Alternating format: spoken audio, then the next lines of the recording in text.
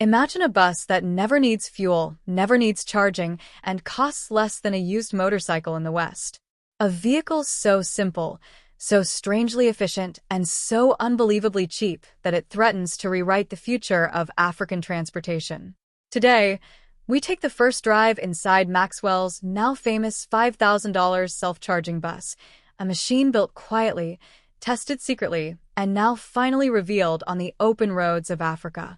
And what we discover inside this bus is not just a new technology, but the beginning of a transformation no one saw coming. The story begins at dawn on the outskirts of Harare. Mist floats over the red earth, and the silhouette of the bus stands motionless, boxy, practical, but hiding something powerful beneath its frame. A small team surrounds it, silent, expectant, waiting for one man, the engineer behind the project. When Maxwell steps forward, he doesn't come with fanfare. No security escorts. No publicity banners. Just the calm confidence of someone who knows what he built and what it could do. He gestures to the vehicle. Today, he says quietly, we simply drive. The driver climbs into the seat. No key. No ignition. Just a black button labeled, Loop Initiate. He presses it. There's no roar of an engine. Only a soft vibration beneath the metal floor, like a heartbeat waking up for the first time. The lights flicker to life. The dashboard glows blue. A single line appears on the display. Energy loop, 100%. The technician watches in disbelief. Shouldn't it drop to 98? Maxwell only smiles. Just wait. The driver shifts the gear forward. The bus moves smooth, quiet, almost unsettlingly silent for a vehicle its size. It glides onto the dirt road like it's floating. The team follows in a support truck, filming everything, documenting every vibration, every data point. 5 minutes into the drive, the impossible happens. The energy gauge ticks upward. 100%, 100.3%, 100.7%. The technician's jaw drops. That can't be right. It's charging while moving. Correct, Maxwell says. Movement feeds the loop. The loop powers the motor. A perfect cycle. He pauses. In theory. The bus turns onto a paved rural road. More villagers gather, waving, confused but curious. Many have never seen a bus that moves so quietly. Children run after it, laughing. A man on a bicycle stops, staring, as the bus glides effortlessly past him. Inside, the driver pushes the bus harder. 20 kilometers per hour. 30 kilometers per hour. 40. 50. Still silent. Still smooth. Still rising in charge. But something unexpected happens as they reach the hillside outside the village. The dashboard flickers just once. A brief warning message flashes in red. Loop stress level, 72%, load increasing. The driver flinches. What was that? Maxwell steps closer, peering over the man's shoulder. That's unusual, he says. It shouldn't spike this early. The technician pulls up the real-time data feed on his tablet. Load increasing on its own, rising in pulses, like something's pushing back. The bus keeps climbing the hill. The gauge keeps rising. The warning flashes again. Loop stress level, 81%. A low humming sound fills the cabin. Not the motor, not the road. Something deeper, resonant, rhythmic. Almost like a low drum strike vibrating through the frame. The driver grips the wheel. Should I stop? Maxwell hesitates. His face tightens. No. We need to see what it does under pressure. The hum intensifies. The cabin lights dim. The floor vibrates lightly beneath their feet. And then, just as the bus reaches the crest of the hill, the humming stops. Instant silence. The dashboard resets. Every meter on the display freezes. The bus continues forward, but something has changed. The air feels heavier. The lights feel brighter. And the energy gauge, still frozen, suddenly jumps. 100%, 113%. The technician gasps. That's impossible. It jumped without input. Maxwell steps back, eyes narrowed, staring at the display as if seeing something he didn't design. That shouldn't happen, he whispers. Something inside the loop just activated. The bus keeps rolling down the hill faster now, too fast. The driver slams the brake. The pedal goes soft. It's not responding, he shouts. The motor isn't disengaging. Maxwell moves to the center of the cabin, running calculations in his head. The loop is overriding the controls, he says slowly. It's no longer maintaining energy. It's drawing it. Drawing it from where? The technician demands. Maxwell looks toward the floor, as if he can feel the vibration rising again. I don't know. The bus speeds up. The hum returns. The lights flicker. The loop climbs. 113%. 118%. 123%. The team outside in the support truck is yelling over the radio, panicked, watching the bus accelerate on its own. And inside the speeding vehicle, Maxwell places his hand on the wall. His voice is barely a whisper. The bus rockets downhill as if pulled by an invisible force. Trees blur past the windows. The suspension groans. The hum inside the cabin deepens into a low, vibrating roar. The technician squeezes the overhead rail, shouting over the noise. Phase 2. Maxwell, what is Phase 2? Maxwell doesn't answer immediately. He steps toward the front, bracing himself as the bus shakes violently. He stares at the dashboard, at the pulsing white symbols. Not numbers, not warnings, symbols he never programmed. Phase 2 wasn't built into the system, he finally says. It was theorized.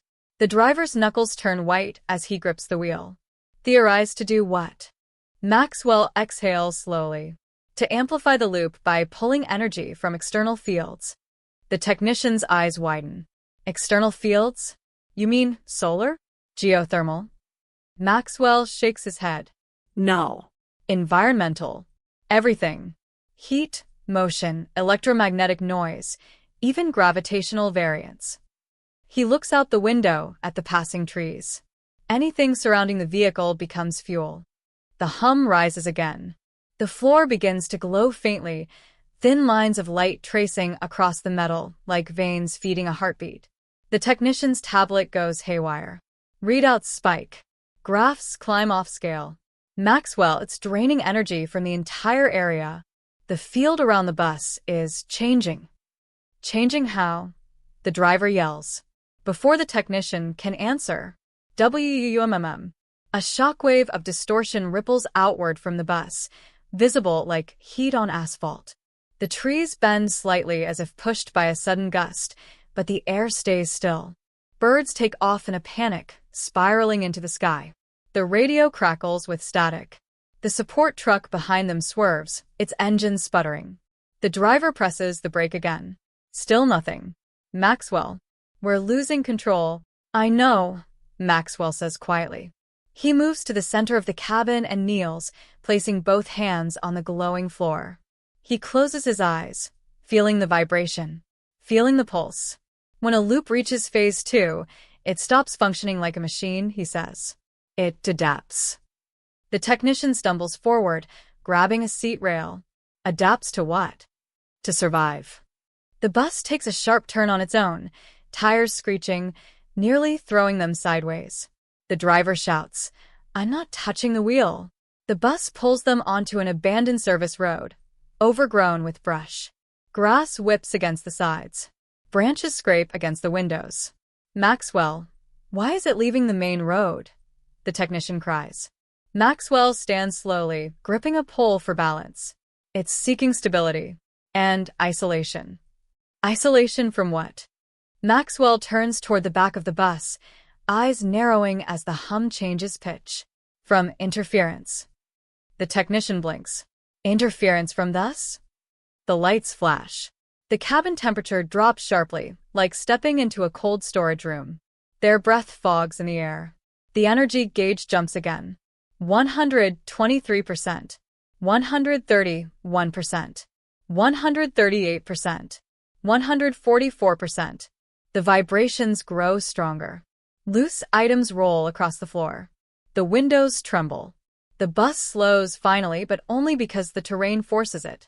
It grinds to a halt at the entrance of an old quarry, forgotten and silent. Dust settles around them. Inside the cabin, the humming stops.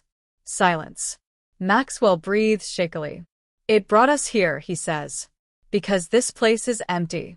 Quiet. No power lines. No radio towers. No interference. The technician wipes fog from the window. Outside, the quarry stretches like a massive bowl of stone, isolated from the world. But why? The technician asks.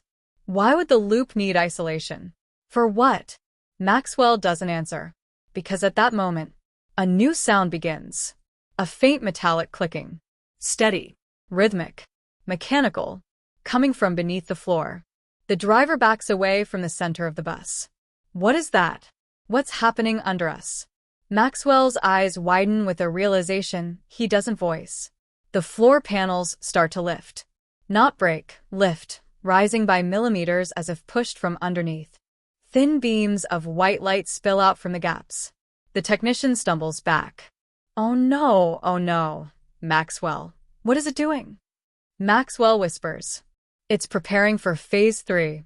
The floor panels rise another few millimeters, silent, smooth, deliberate, like something inside the bus is waking up and stretching for the first time.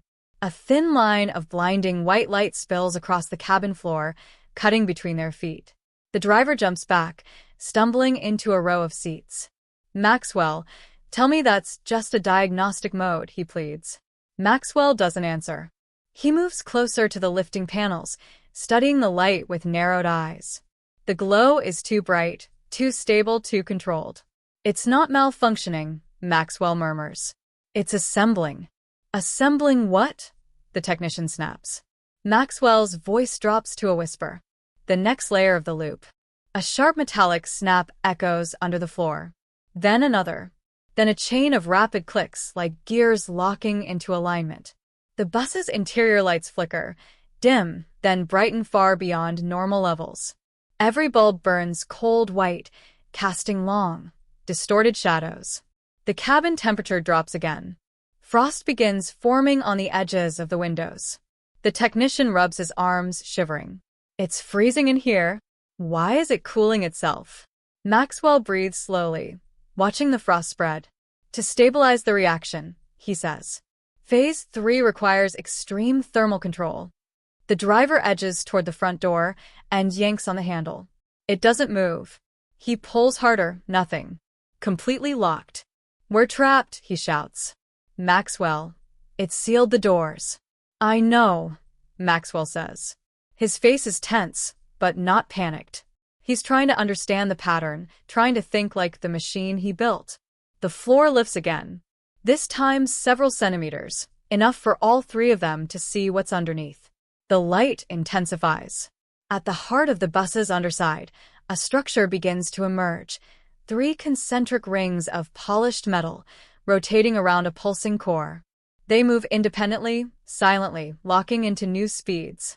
The technician stumbles forward, wide-eyed. There were no rings in your design. None of this was in your blueprint. Maxwell swallows hard. I know. The rings spin faster. The white core brightens to a deep, electric blue. The bus vibrates slowly at first, then harder. Loose tools left in the cabin clatter and slide. The windows tremble in their frames. The technician checks his tablet. But the device instantly reboots, the screen flooding with static. It killed the tablet. It's sucking every signal. The hum returns, louder than ever. Not one tone now, but layers of tones, harmonizing like a machine choir. Low bass vibrations. High metallic tremors. A pulse that feels alive. The driver shouts over the noise, terrified. What is Phase 3, Maxwell? Maxwell's eyes stay locked on the rings. Phase 1 was motion sustaining the loop, he says. Phase 2 is the loop sustaining itself. The blue core expands. The rings accelerate. The light flashes in rhythmic pulses, like a heartbeat. And Phase 3, he hesitates. Phase 3 is when the loop becomes self-directing. The driver goes pale. You mean it thinks? No, Maxwell says quietly. Not thought. Not consciousness. It's seeking. Seeking what? The technician asks, voice shaking. Maxwell looks at the glowing core, the rings, the rising floor panels. The ideal source. No signals. No metal infrastructure. He looks at the quarry walls. Just raw earth. Minerals. Pressure. Heat. The driver steps back. Maxwell, it's feeding. A loud metal groan echoes through the bus, followed by a sharp thud, then another, coming from the roof. The technician's eyes snap upward. What was that? Another thud, heavier. Then a deep rumbling vibration rolls across the ceiling. Dust falls from the seams. The driver whispers, trembling. Something's happening on top of the bus. Maxwell slowly lifts his head. His voice is barely audible. No, not on top. He looks toward the rising floor, the glowing rings, the pulsing core. It's happening around the bus. The lights flare. Blue. White. Blue again. The vibration peaks. And then everything stops. Silence. No hum. No movement. No lights. Just darkness. Then, a single line appears on the dashboard, glowing icy blue. Phase 3 complete. Awaiting terrain synchronization. The technician whispers. Terrain synchronization? Maxwell's eyes widen with realization. Oh no, it's preparing to anchor to the quarry. The bus shudders once, and the ground beneath it begins to crack. The cracking starts softly, like the distant snap of dry twigs. Then the entire quarry floor trembles. A thin fissure snakes out from beneath the bus, glowing faintly blue as if lit from underground. It splits the dust, the stones, even the compacted earth beneath the tires. The crack branches into smaller veins, spreading across the quarry floor in a spiderweb of shimmering lines. The technician stumbles backward, nearly falling into a seat. Maxwell. The ground is lighting up. Maxwell grips the seat rail, his voice steady, but trembling with realization. It's drawing minerals. Conductive paths. It's making a grid. A what? The driver shouts. A grounding lattice, Maxwell says. A foundation for whatever phase 3 activates next. Suddenly, boom. A loud crack erupts beneath the bus. Dust explodes upward in a cloud. Loose stones rattle like hail against the metal frame. The technician shields his face. What's happening? Is it collapsing? No, Maxwell whispers. It's anchoring. The glowing cracks intensify, pulsing in the same rhythm as the core inside the bus. Pulse, pulse, pulse. The entire quarry throbs with synchronized light. The driver backs toward the front, eyes wide. We need to shut it down. Pull a fuse. Yank the battery. Something. There is no battery, Maxwell says. No fuses. The loop is fully integrated. The cracks reach the quarry walls. Dust drifts down from the ridges. The bus vibrates again. Not violently now, but purposefully, like it's aligning itself. Terrain synchronization, Maxwell mutters, thinking aloud. It's mapping density, depth, composition. The technician's voice shakes. For what? Maxwell turns toward him slowly. For stability. He swallows. And for expansion. Before the technician can respond, the floor panels inside the bus lift completely, revealing the full mechanism beneath. A perfect circular array of metal rings, spinning in opposite directions, each layer inscribed with symbols none of them recognize. Symbols that shift as they watch.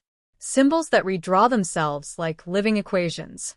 The core at the center expands outward, forming a sphere of blinding electric blue energy.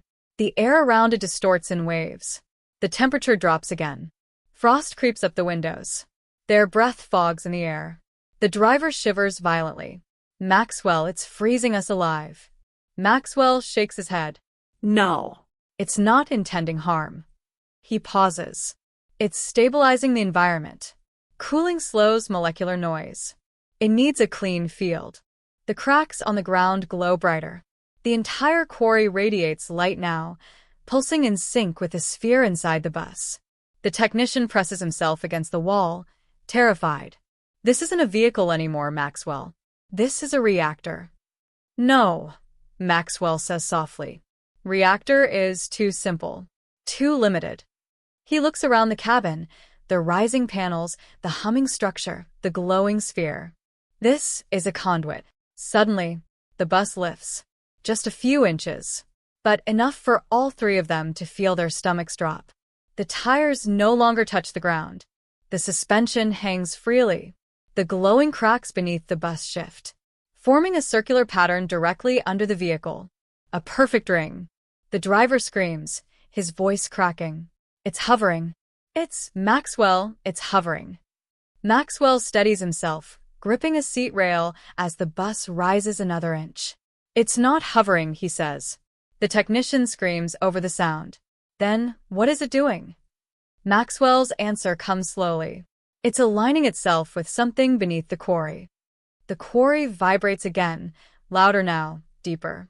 And the glowing cracks converge at a single point far below the surface. A deep rumbling echoes upward, as if something massive is shifting underground. The bus rises higher. 6 inches to foot, dust swirling beneath it. The technician clutches the seat rail. What's under us, Maxwell? What is it synchronizing with? Maxwell stares downward, his face pale. When I chose this quarry for the test. He swallows hard. I didn't know there was anything buried beneath it. The rumbling intensifies. Small stones bounce off the floor. The windows shake violently. The blue sphere at the core grows brighter. So bright they have to shield their eyes. Maxwell shouts over the noise. It's not synchronizing with the terrain. It's synchronizing with something else. The ground splits wider. A deep column of light shoots upward from the crack, directly into the underside of the bus. The cabin explodes with brightness. The bus lifts another foot, suspended now in a column of blue energy. The technician screams. The driver falls to his knees. Maxwell's voice is drowned in the roar of the energy column. And then, a shape begins to rise from the earth below. Metallic, circular, ancient-looking, covered in dust and stone. Huge, larger than the bus by far. The glowing cracks flow into it, illuminating its surface. Maxwell's breath catches in his throat. Oh my God! The technician cries out. What is that? Maxwell whispers, barely audible. That's what the loop was searching for. The rising object hums, deep and resonant.